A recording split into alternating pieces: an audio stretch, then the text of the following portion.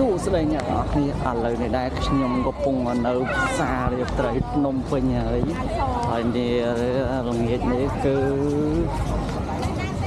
ថ្ងៃសៅរ៍គេមកលេងច្រើនណាស់ព្រោះតែគេបិទផ្លូវធ្វើទីនេះជា walk street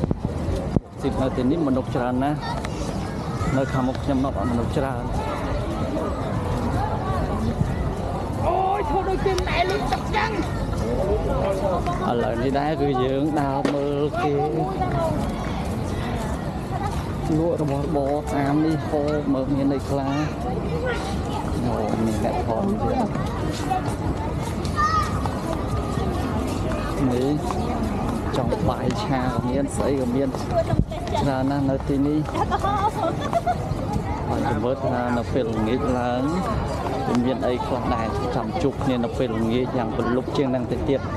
នៅខាងមុខវត្តបណ្ណាឡោមឬក៏មុខវាំងចាំជួបគ្នានៅទីនោះ